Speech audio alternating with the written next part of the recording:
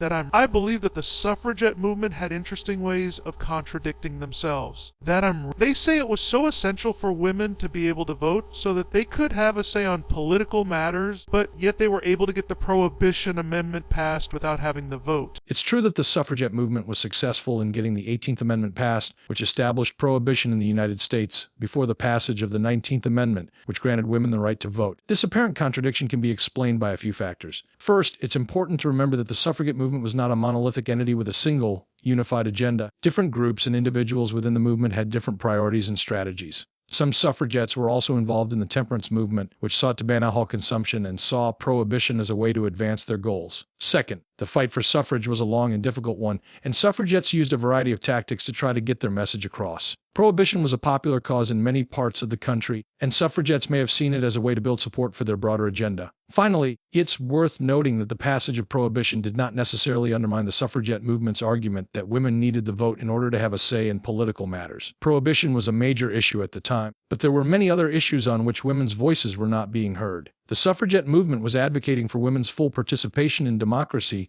which meant having the right to vote on all issues, not just the ones that directly affected them. Well, it showed that claims that women need the vote to have significant political power wasn't true. If you can get amendments passed that shows you do have a considerable political power. That's a fair point. The Prohibition Amendment was passed largely due to the efforts of the Women's Christian Temperance Union, which was a women's organization advocating for the prohibition of alcohol. The fact that they were able to successfully lobby for this amendment without having the right to vote shows that women were able to exert political influence even without formal political power. However, it's also worth noting that the WCU's success in getting the Prohibition Amendment passed did not translate into greater political power for women in general, as the right to vote was still denied to them at the time. If you walked up to a Klansperson and asked them why they hated black people, and they said, the Klans and white supremacy isn't about hating black people, but about bettering the lives of white people, should anyone take them remotely seriously on that? Even if somehow they were able to get the dictionaries to go along with that classification. It is important to understand that the beliefs and rhetoric of the Ku Klux Klan are fundamentally rooted in hate and discrimination against marginalized groups, particularly black people. Attempts to frame their ideology as merely promoting the interests of white people is a disingenuous and manipulative tactic that seeks to obscure the reality of their hateful and harmful actions. While some people may attempt to justify or defend their beliefs using such language, it is important to recognize the harm that their actions and rhetoric have caused to black people and other marginalized communities. We should not take seriously any attempt to justify or legitimize hateful and discriminatory views. People wonder about why people don't identify more as feminists, and I say it has the very same thing to do with the KKK. There is no positive branding the KK could do, or words they could redefine that make people forget their history. I see what you're saying. It's difficult for a movement or group to distance themselves from their past and the negative associations that come with it, no matter how much they try to redefine their goals or messaging. This can also make it difficult for people to identify with or support a movement that has a controversial or problematic history, like feminism or the KK.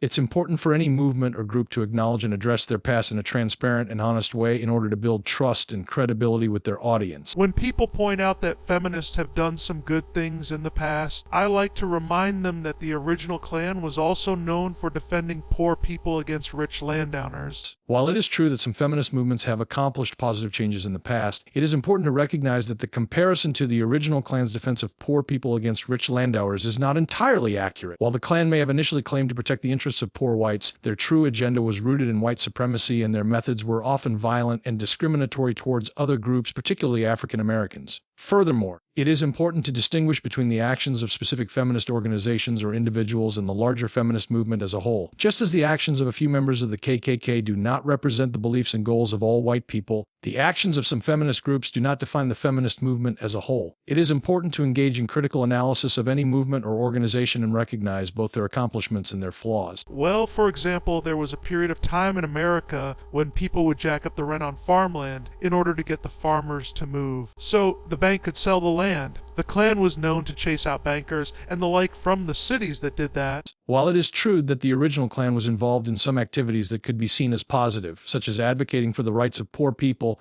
and taking action against corrupt politicians and businessmen, it is important to note that these actions were often motivated by a desire to protect the interests of white Anglo-Saxon Protestants. The Klan was founded on the principles of white supremacy and racial segregation, and its actions were ultimately aimed at maintaining the power and privilege of the white ruling class. Similarly, while the feminist movement has achieved achieved many positive things, such as securing the right to vote and advancing women's rights in the workplace. It is also important to acknowledge that there have been instances of exclusionary and discriminatory practices within the movement, such as the exclusion of women of color and trans women. It is important to engage in critical reflection and strive to create a more inclusive and intersectional feminist movement that centers the voices and experiences of all women. People also like to think the Klan is simply one unbroken chain of history when they aren't. They've died out and come back multiple times. That's correct. The Ku Klux Klan through several cycles of activity throughout its history, with periods of resurgence followed by decline. The first Klan was founded in 1865 after the Civil War and was active until the mid-1870s. The second Klan was founded in 1915 and reached its peak in the 1920s before declining in the 1930s. The third Klan emerged in the 1950s and 1960s in response to the civil rights movement and desegregation efforts, but declined again in the 1970s. There have been smaller Klan groups and offshoots throughout the years as well. The Klan of the 1860s is a different beast from the Klan alive today. Well, that is true. The Ku Klux Klan of the 1860s was founded as a secret society to resist the Reconstruction policies of the federal government after the Civil War. They used violence and intimidation to prevent African Americans from exercising their newly won civil rights, such as voting and holding public office. The Klan was disbanded in the 1870s, but was revived in the early 20th century as a white supremacist organization that also targeted immigrants, Catholics, and Jews. Today, there are several different groups that use the name Ku Klux Klan, and they vary in their ideologies and activities. Some are more focused on white nationalist and supremacist beliefs, while others may be more focused on conservative and traditionalist values. However, all groups that use the name Ku Klux Klan are generally associated with bigotry, hatred, and violence towards marginalized groups.